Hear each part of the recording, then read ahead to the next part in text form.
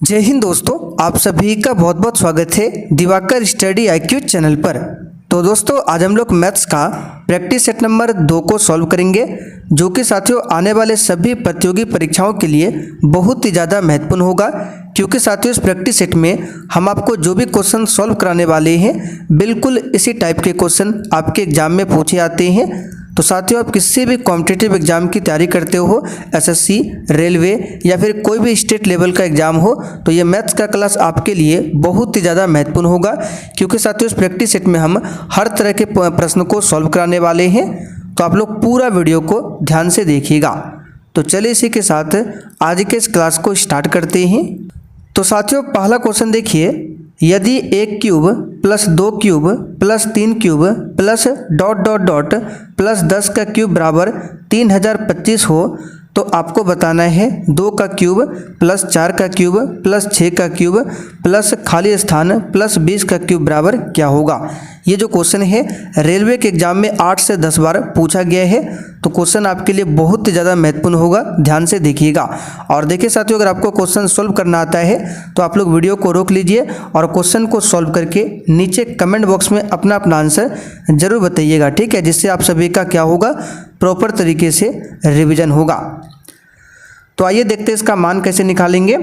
तो देखिए 2 का क्यूब यहाँ पर लिख देते हैं पहले, 2 का क्यूब प्लस 4 का क्यूब प्लस 6 का क्यूब प्लस खाली स्थान है और यहाँ पर है 20 का क्यूब, ठीक है। तो अब यहाँ पर आप लोग ध्यान दीजिए, इसमें से आपको कॉमन लेना है। तो क्या कॉमन आएगा ये आपको देखना है। तो देखिए सभी में 2 आ रहा है, तो हम क्या करते हैं 2 पर पावर 3 जो है ये कॉमन ले लेते हैं। तो बताइए 2 पर पावर 3 अगर कॉमन ले ले तो यहाँ पर क्या बचेगा, तो पूरा हमने कॉमन ले लिया तो यहाँ पर बचेगा 1 का क्यूब, ठीक है। फिर 4 का क्यूब है तो 2 का क्यूब कॉमन लेंगे तो क्या बचेगा, 2 का क्यूब बचेगा। यानी कि 2 से सब में भाग देते चलिए, तो 2 से भाग देंगे 6 में क्या होगा, यहाँ पर 3 का क्यूब होगा प्लस फिर खाली स्थान है और लास्ट में क्या है 20 का क्यूब, तो यहाँ पर बचेगा 10 का क्यूब। कॉमन का मतलब क्या होता है, भाग देना, ठीक है। तो देखिए 2 का क्यूब यहाँ पर लिख देते हैं और ये जो पूरे ब्रैकेट में है इसका मान यहाँ पर आप लोग ऊपर देखिए, 1 का क्यूब 2 का क्यूब 3 का cube plus dot dot dot 10 का क्यूब दिया है 3025। तो देखिए यही मान यहाँ पर है, तो इसके स्थान पर हम लोग क्या लिख देंगे 3025, ठीक है। अब आपको गुना कर देना है, 2 का क्यूब क्या होगा 8 होगा और 3025 अब 8 से गुना कर दीजिए, तो 8 पंचे 40 के शून्य हाथ में 4, 8 दूनी 16, 16 4 20 के शून्य हाथ में 2, फिर 2 यहाँ पे हो जाएगा 8 तिया 24, यानी कि 24,200। देख सकते हैं डी ऑप्शन में दिया हुआ है 24,200, ठीक है। ध्यान रखना है, क्वेश्चन एग्जाम के लिए इंपॉर्टेंट होगा। तो अगर आपका भी आंसर 24,200 आया है तो बिल्कुल सही जवाब है, ठीक है। आपको कुछ नहीं करना है, अगर आपको शॉर्ट ट्रिक के माध्यम से कवर करना है तो सिर्फ यहाँ पे 2 का कॉमन आ जाएगा, 2 क्यूब का कॉमन आ जाएगा, तो ब्रैकेट में ये बचेगा, तो फटाक से लिख दीजिए 2 का क्यूब और 3025, इसको गुना कर दीजिए, आप लोग डायरेक्ट आंसर निकाल सकते हैं। और ये कैसे होगा, जब आप लोग खुद से प्रैक्टिस करेंगे, डेली क्लास को देखेंगे, ठीक है। अब चलिए क्वेश्चन नंबर 2 को देखिए, 3.0 गुना 0.3 गुना 0.03 गुना 0.003, यहाँ पर आपको ऑप्शन के अकॉर्डिंग आंसर करना है, गुना नहीं कर देना है। तो कैसे गुना होगा, तो 3.0 का मतलब होता है 3, ठीक है, और 0.3 को अगर दशमलव हटाएंगे तो क्या हो जाएगा 3/10। ये तो सिंपल है, आप सभी जानते हैं कैसे होता है। आइए थोड़ा सा बता देते हैं, 0.3 है तो दशमलव के बदले आपका 1 होता है और दशमलव के आगे जितना अंक होता है उतना 0 देते हैं, तो आपका कितना हो जाएगा 3/10, ठीक है। क्योंकि संख्या के पीछे 0 का कोई महत्व नहीं होता है, तो इसका क्या हो गया 3/10। फिर बताइए इसका क्या होगा, तो कैसे करना है, बटे लगाना है, दशमलव के बदले में 1 डालना है, 2 अंक है तो 2 0, ठीक। तो क्या बचेगा आपका 3 बटे यहाँ पर 100। अब इसमें बताइए क्या होगा, 3 बटे दशमलव के बदले 1 और आगे 3 अंक है तो 3 0 हम यहाँ पर लगा देंगे। तो 3 तिया 9 तिया 27 तिया कितना होता है 81, ठीक है। 81 गुना आपका कितना हो गया 1/1 पे कितना 0 होगा, तो यहाँ पर देखिए 1 2 3 और 3 6, यानी कि 6 0 होगा, 2 4 और 6। अब यहाँ पर 81 गुना, अब 1 पर 6 0 है तो इसको हम लिख सकते हैं 10 पर पावर 6। आप ऐसे क्यों लिखेंगे? अगर कहीं 100 लिखा है तो आप लोग इसको क्या लिखते हैं? 10 पर स्क्वायर नहीं लिखते हैं, यानी कि 10 गुना 10 बराबर क्या होता है? 100। तो 10 के फॉर्म में कैसे लिखते हैं? तो 10 लिख दीजिए और जितने यहाँ पर जीरो होता है उसका पावर कर दीजिए।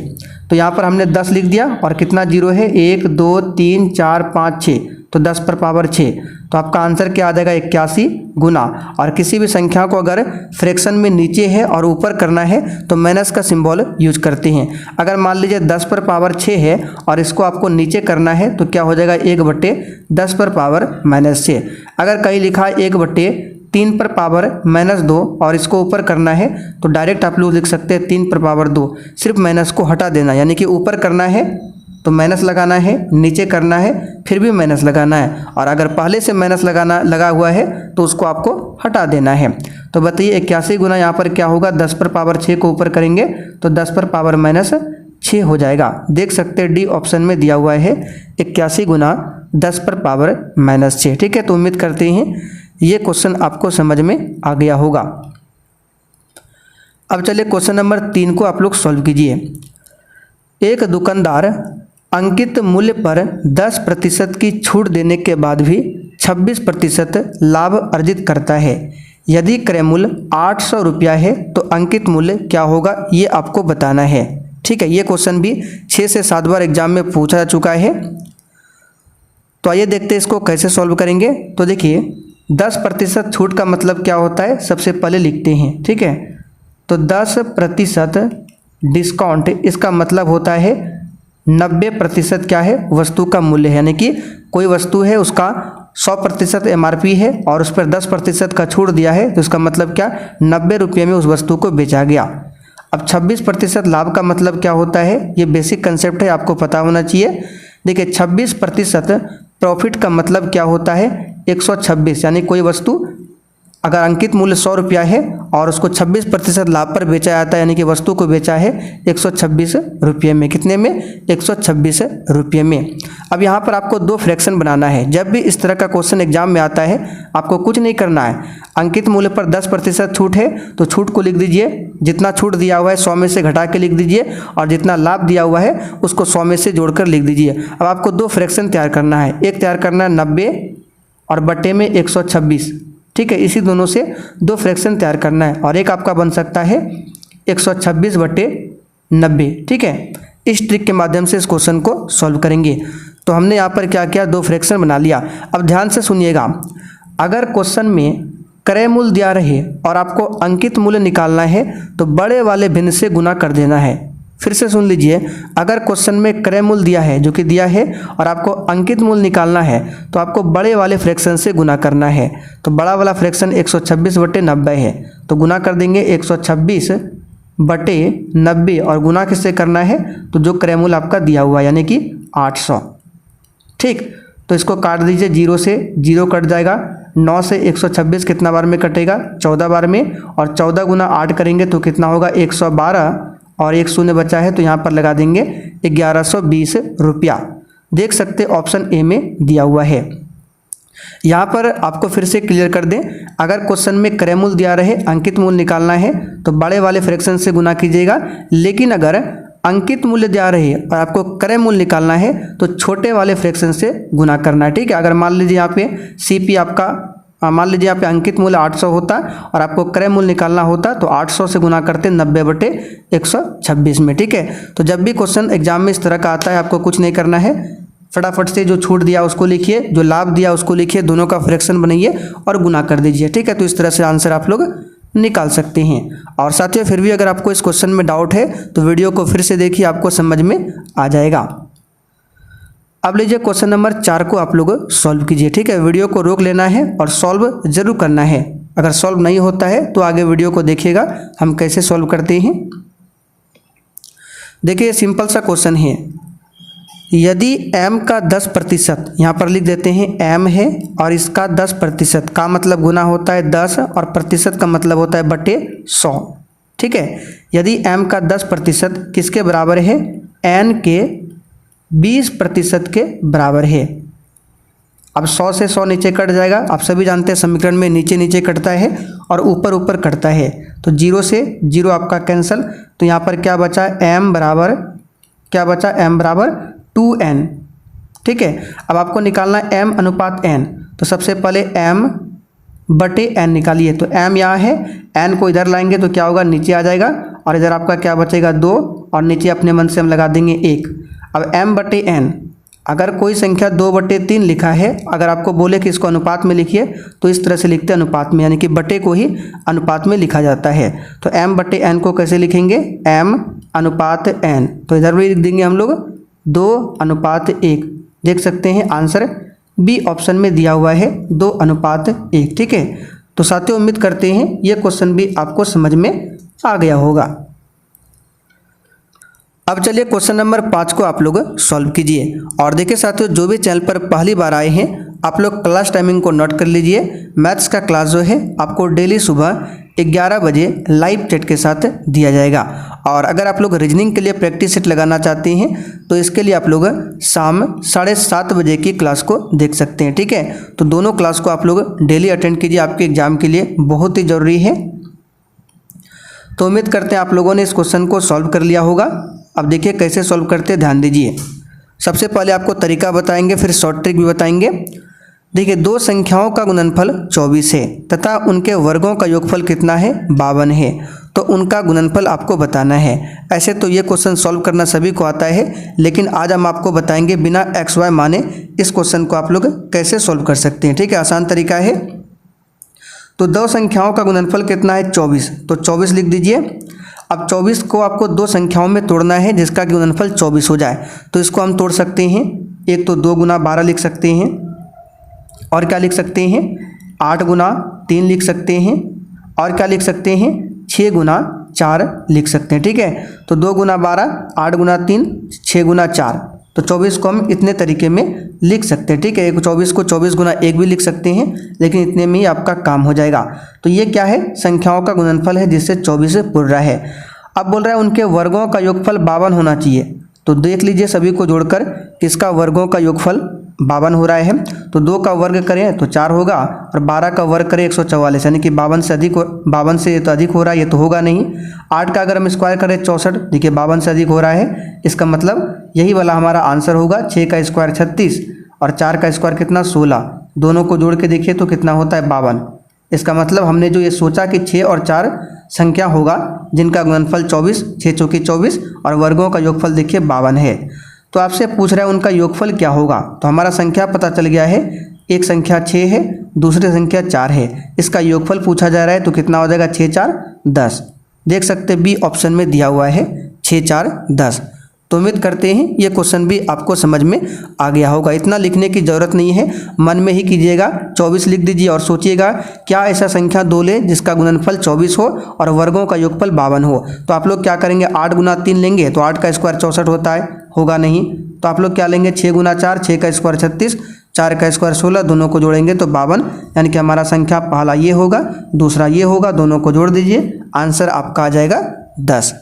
और देखिए साथियों, अगर आपको सेशन थोड़ा बहुत भी पसंद आता है तो बहुत मेहनत करते हैं आप लोग, सेशन को प्लीज़ लाइक कर दीजिए, और हो सके तो सेशन को अपने सभी मित्रों के साथ भी ज़रूर शेयर कर दीजिए। ठीक है, अब चलिए क्वेश्चन नंबर 6 को सॉल्व कीजिए। ये क्वेश्चन वही है, आपको दिखा देते हैं अभी जो हमने सॉल्व किया 3 नंबर में। अगर आपको 3 नंबर समझ में आया हो तो आप लोग 6 नंबर सॉल्व कीजिए। ठीक है, जिस तरह से बताया था उसी तरह से कीजिए।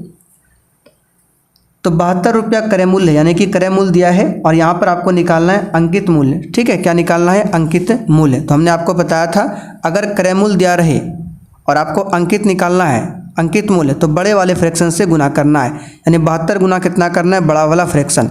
तो आइए इसको शॉर्ट ट्रिक के माध्यम से कवर करते हैं। तो 10% छूट का मतलब क्या होता है, तो आप सभी जानते हैं 90%, और 15% लाभ का मतलब क्या होता है 115। हमने आपको बताया था अगर छूट दे तो 100 में घटा दीजिएगा और लाभ दे तो 100 में जोड़ दीजिएगा, बस आपको इतना ध्यान रखना है। अब 2 फ्रैक्शन बनाइए, एक फ्रैक्शन आपका बनेगा 90/115 और दूसरा फ्रैक्शन बनेगा 115/90। ठीक है, यानी आपको लिख देना एक बार 90/115 और एक बार लिख देना 115/90। तो इसमें से छोटा फ्रैक्शन ये हो गया, बड़ा फ्रैक्शन ये हो गया, और हमको ज़रूरत किसका है, तो इसी फ्रैक्शन का ज़रूरत है, क्योंकि क्रय मूल्य दिया है, हमको अंकित मूल्य निकालना है। तो 72 से गुना कर दीजिए फटाक से 115/90, 90 आपका डायरेक्ट आंसर आ जाएगा। तो 18 पंचे 90, 18 चौकी 72, 5 से 115, 23 पंचे 115, 23 चौक कितना होता है 92। ठीक है, यहाँ पे 23 होगा, 23 चौक कितना होता है 192 खाली। ठीक है, तो देखिए सी ऑप्शन में 92 दिया हुआ है। तो उम्मीद करते हैं इस बार ये क्वेश्चन आपको समझ में आ गया होगा। यहाँ पर फ्रैक्शन का रूल लग रहा है, तो अगर फ्रैक्शन का रूल आपको नहीं पता है तो इतना याद रखिएगा, आपको 2 फ्रैक्शन बनाना है, और अगर क्रय मूल्य पूछ रहा है और अंकित मूल्य निकालना है तो बड़े वाले से गुना करना है, और अंकित मूल्य दिया है, क्रय मूल्य पूछना है तो छोटे वाले से गुना कर दीजिए। ठीक है, चलिए क्वेश्चन नंबर 7 को सॉल्व कीजिए। एक कक्षा की औसत आयु क्या है? 15.8 वर्ष है। कक्षा में लड़कों की औसत आयु 16.4 वर्ष और लड़कियों की 15.4 वर्ष है। तो कक्षा में लड़के और लड़कियों का अनुपात क्या होगा? यहाँ पर इस क्वेश्चन को हम लोग सॉल्व करेंगे एलिगेशन के रूल से। अगर आपने मैथ पढ़ा होगा तो आपको पता होगा एलिगेशन का रूल, अगर नहीं पता है तो बता देते हैं। एलिगेशन रूल क्या होता है, देखिए यहाँ पर लिख दीजिए बॉय, एक तरफ क्या है बॉय है और एक तरफ क्या है गर्ल है। ठीक है, ये लिख देना है। उसके बाद देखिए लड़कों की औसत आयु क्या है 16.4 है, तो लिख दीजिए 16.4। लड़कियों की कितना है 15.4 है, और दोनों का टोटल कितना है, तो टोटल को यहाँ पे लिखे इसके नीचे इस तरह से एरो लगाना है। एक कक्षा की औसत आयु यानी कि कक्षा में लड़का भी है और लड़की भी है, तो दोनों का औसत आयु कितना है 15.8 है, और अलग अलग कितना है, तो लड़का का इतना है, लड़की का इतना है। अब आपको कुछ नहीं करना है, एलिगेशन में क्या करते हैं, इसमें से इसको घटाते हैं और इसी के सामने यहाँ पे लिख देते हैं, फिर इसमें से इसको घटाते हैं और इसी के सामने यहाँ पर लिखते हैं। तो 16.4 में 15.8 को घटाइए तो क्या होगा, तो ये हो जाएगा आपका 0.6। उसी प्रकार 15.8 में 15.4 को घटाइए, उल्टा नहीं घटाना है। ठीक है, जो बड़ा है उसी में छोटा घटाना है। तो 15.8 में 15.4 को घटाएंगे तो ये 0.4 होगा। ठीक है, अब ये 0 से इधर 0 कैंसिल हो जाएगा, तो आपका क्या बचा 4:6 बचा। तो इसको 2 से काटिए, इसको 2 से काटिए, तो 2:3, यानी लड़के और लड़कियों का अनुपात पूछ रहा है। तो देखिए डी ऑप्शन में है, यही तो पूछ रहा है। आंसर यहाँ पे क्या आ गया, डी ऑप्शन 2:3। तो ये था आपका एलिगेशन का रूल। उम्मीद करते हैं आपको ये क्वेश्चन समझ में आ गया होगा, और आगे अभी और भी क्लास करेंगे जिसमें ये क्वेश्चन फिर से लाएंगे, तो आपको सॉल्व करना है। बस डेली क्लास को अटेंड कीजिए, सब कुछ आप लोग धीरे धीरे सीख जाएंगे। क्वेश्चन 8 देखिए, ए, बी तथा सी एक काम को क्रमशः 4, 5 तथा 6 घंटे में पूरा कर सकता है। यदि वे सब मिलकर काम करते हैं और उन्हें पूरे काम की मजदूरी 777 रुपये मिलती है, तो ए का भाग कितना होगा? ठीक है, तो इस तरह के क्वेश्चन को कैसे सॉल्व करते हैं, सबसे पहले हम निकालते हैं टोटल वर्क। और टोटल वर्क कैसे निकालते हैं, तो ए देखिए काम करता है 4, बी है 5 घंटे में काम करता है, और 6 किसी काम को 6 घंटे में करता है। तो टोटल वर्क कैसे निकालते हैं, यहाँ पर लिख दीजिए ए जो है किसी काम को 4 घंटे में कर रहा है, बी उसी काम को 5 घंटे में, सी उसी काम को 6 घंटे में, और तीनों का एलसीएम निकाल दीजिए, यही आपका होता है टोटल वर्क। तो एलसीएम आपका क्या हो जाएगा 60। तो यहाँ पर लिख देते हैं कुल कार्य कितना आपका आ गया 60 यूनिट, यानी कि टोटल कार्य है। अब निकालेंगे इसमें ए का स्पीड क्या है, तो स्पीड कैसे निकालते हैं देखिए, तो 60 में 4 से भाग दीजिए यानी कि 15, यानी ए का जो हिस्सा है, ए ने काम कितना किया 15 यूनिट। ठीक है, ए ने कितना काम किया 15 यूनिट। कैसे निकालेंगे, 60 में 4 से भाग देकर। अब बी का निकालना है, तो 60 में 5 से भाग दीजिए तो 12 यूनिट। बी कितना काम कर रहा है 12 यूनिट। अब सी बताइए कितना काम कर रहा है, तो 6 से भाग दीजिए 10 यूनिट। ठीक है, अब यहाँ पर सबका स्पीड निकल गया कि 1 घंटे में कौन कितना काम कर रहा है। तो ए जो है 1 घंटा में 15 यूनिट काम कर रहा है, बी 12 यूनिट, सी 10 यूनिट। तो बताइए पैसा यहाँ पे सबसे ज़्यादा किसको मिलेगा, 15 वाला यानी ए वाला को मिलेगा। तो आपको निकालना ए का भाग कितना होगा, कितना पैसा मिलेगा। अब ये जो 777 रुपया है, इन्हीं तीनों में बांटना है। आप कैसे बांटते हैं, तो बांटने का तरीका ये है, जिसको निकालना है उसको ऊपर रखिए। तो हमको ए का भाग निकालना है, तो ए काम कर रहा है 15 यूनिट, तो 15 लिखिए, और नीचे में क्या कीजिए, तीनों को जोड़ दीजिए, 15 + 12 + 10। ठीक है, और कितना रुपया है, तो 77, इसको गुना कर दीजिए। ठीक है, ये आपने बचपन में ही पढ़ा होगा कैसे बांटा जाता है। तो 15 बटे कितना हो जाएगा, 15 10 25, 25 और 12 कितना होता है 37। तो 15 बटे 37 गुना 777। अब 37 से कटेगा 777। देखिए 37 दूनी कितना होता है 74 होता है। तो 74, 3 बचेगा और 7 यानी 37 से का 37। अब 15 गुना 21 कर दीजिए, आपका आंसर कितना हो जाएगा। तो 15 गुना 21 हो जाएगा आपका 21, गुना 10 करेंगे 210 और 21 पंचे 105, 210 और 105 315। देख सकते हैं बी ऑप्शन में दिया हुआ है 315। तो साथियों उम्मीद करते हैं ये क्वेश्चन भी आपको समझ में आ गया होगा। ठीक है, और जिनको मैथ समझने में परेशानी होती है आप लोग रेगुलर क्लास को अटेंड कीजिए, धीरे धीरे आप लोग सब कुछ सीख जाएंगे। तो चलिए आज प्रैक्टिस सेट में टोटल 8 ही क्वेश्चन था। अब आप लोग कमेंट करके बताइए तो कि आपने 8 में कितने क्वेश्चन सही कर पाए हैं।